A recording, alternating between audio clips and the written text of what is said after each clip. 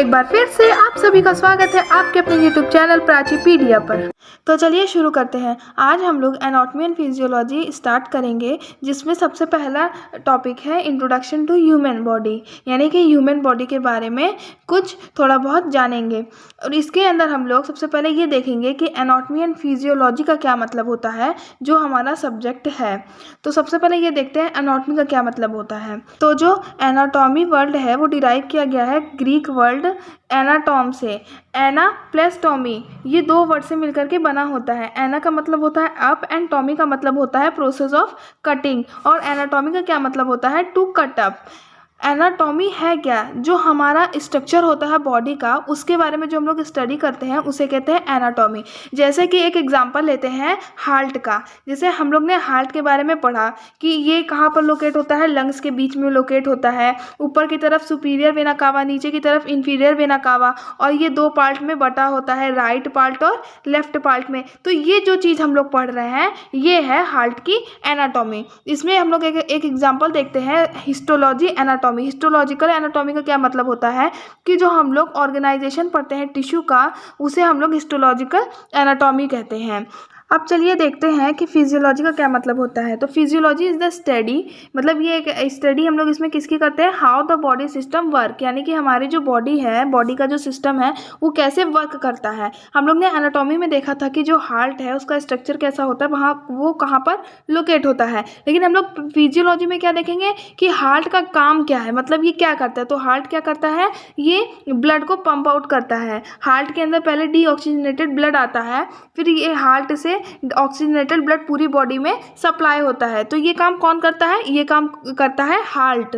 तो ये क्या था, ये इसकी फिजियोलॉजी थी। इसमें हम लोग एक एग्जांपल देखते हैं न्यूरोफिजियोलॉजी। ये क्या होता है, हम लोग इसके अंदर क्या पढ़ते हैं, हम लोग इसके अंदर न्यूरॉन कैसे फंक्शन करता है उसके बारे में पढ़ते हैं। नेक्स्ट टॉपिक है लेवल ऑफ स्ट्रक्चरल ऑर्गेनाइजेशन, यानी कि हमारी जो बॉडी है उसका स्ट्रक्चरल ऑर्गेनाइजेशन कैसा है। जैसे कि हम लोग जब कोई घर बनाते हैं तो उसमें हम लोग देखते हैं कि ईंटें लगते हैं, सीमेंट लगती है, बालू लगता है, मोरंग लगता है, कई सारी चीज़ें लगती हैं।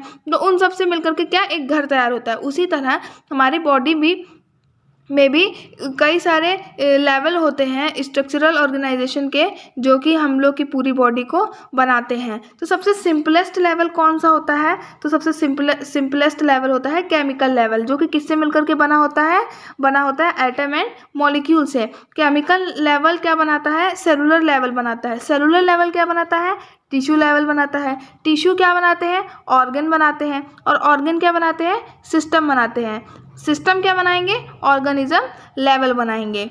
तो चलिए देखते हैं एक एक करके सबके बारे में। तो सबसे पहले है केमिकल लेवल। तो केमिकल लेवल क्या होता है, इसके अंदर एटम्स एंड मॉलिक्यूल्स आते हैं। एटम जैसे कि कार्बन, नाइट्रोजन, ऑक्सीजन, और ये एटम क्या मिलकर के क्या बनाते हैं, मॉलिक्यूल्स बनाते हैं। जैसे कि दो हाइड्रोजन मॉलिक्यूल एटम ले लो और एक ऑक्सीजन एटम ले लो, तो ये दोनों मिलकर के क्या बनाएंगे, वाटर बनाएंगे, यानी कि एक मॉलिक्यूल बनाएंगे। दूसरा लेवल कौन सा था, सेलुलर लेवल। ये हमारी बॉडी का basic structural and functional unit होता है, जिसे हम लोग क्या कहते हैं, सेल कहते हैं। इसके बाद क्या आता है, tissue level. Group of cell मिलकर के क्या बनाती हैं, टिश्यू बनाती हैं, जैसे कि epithelial and connective tissue. Tissue के लेवल के बाद क्या आता है, ऑर्गन लेवल आता है। कई सारे टिश्यूज़ मिलकर के, डिफरेंट टाइप के टिश्यूज़ मिलकर के क्या बनाते हैं, ऑर्गन बनाते हैं, जैसे कि लंग्स एंड हार्ट्स।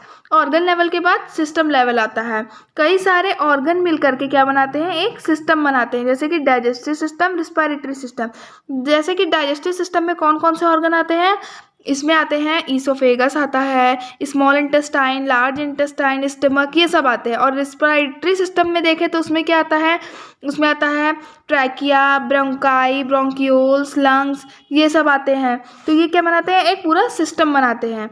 अब इसके बाद क्या आता है, ऑर्गेनिज्म लेवल। जितने सिस्टम हैं बॉडी के अंदर सब मिलकर के एक क्या बनाते हैं, ऑर्गेनिज्म बनाते हैं, जिसे हम लोग क्या कहते हैं, ह्यूमन बॉडी कहते हैं। नेक्स्ट टॉपिक है सिस्टम ऑफ ह्यूमन बॉडी। अब हम लोग ये देखते हैं कि हमारी बॉडी में कितने टाइप के सिस्टम होते हैं। तो टोटल 11 टाइप के सिस्टम हमारी बॉडी में पाए जाते हैं। सबसे पहला है इंटीग्यूमेंट्री सिस्टम, जिसमें hair, nails, sweet glands, oil glands ये सब आती हैं। दूसरा है स्केलेटल सिस्टम, तीसरा है मस्कुलर सिस्टम, चौथा है इंडोक्राइन सिस्टम, पांचवा है कार्डियोवैस्कुलर सिस्टम, छठा है लिम्फेटिक सिस्टम, सातवां है रिस्पायरेटरी सिस्टम, आठवां है डाइजेस्टिव सिस्टम, नवा है नर्वस सिस्टम, 10वां है यूरिनरी सिस्टम और लास्ट क्या है रिप्रोडक्टिव सिस्टम। ये थे हमारी बॉडी के 11 सिस्टम। नेक्स्ट टॉपिक है बेसिक लाइफ प्रोसेस। हमारी जो लाइफ है उसमें भी कई सारी बेसिक प्रोसेस होती हैं। उनमें से 6 इंपॉर्टेंट क्या है प्रोसेस। पहला है मेटाबॉलिज्म। ये मेटाबॉलिज्म होता क्या है, जो हमारी बॉडी में सारे केमिकल प्रोसेस होती हैं उन सब का सम होता है मेटाबॉलिज्म। मेटाबॉलिज्म 2 टाइप का होता है, एक होता है कैटाबॉलिज्म और एक होता है एनाबॉलिज्म। कैटाबॉलिज्म का मतलब ये होता है कि जो हमारे केमिकल सब्सटेंस हैं वो ब्रेक डाउन होते हैं स्मॉलर कंपोनेंट में, और एनाबॉलिज्म में क्या होता है ऐड होता है। कैटा में कट होता है, एना में ऐड होता है। तो एनाबॉलिज्म में क्या होता है, जो हमारे कॉम्प्लेक्स केमिकल सब्सटेंस हैं वो सब मिलकर के मतलब किससे मिलकर के बने होते हैं, वो सिंपलर कंपोनेंट से मिलकर के बने होते हैं। एना में एडिशन होता है, कैटा में कट होता है। तो कैटाबॉलिज्म का एग्जाम्पल क्या है, digestion of protein into amino acid. और एनाबॉलिज्म में एग्जांपल क्या है, use of amino acid to build a new protein of body, यानी कि कई सारे एमिनो एसिड मिलकर के क्या बनाते हैं, प्रोटीन्स बनाते हैं। ये था पहला मेटाबॉलिज्म। अब दूसरा क्या है रिस्पॉन्सिवनेस। रिस्पॉन्सिवनेस क्या होती है कि मतलब बॉडी के पास एक एबिलिटी होती है जो कि वो डिटेक्ट करती है और रिस्पॉन्ड करती है।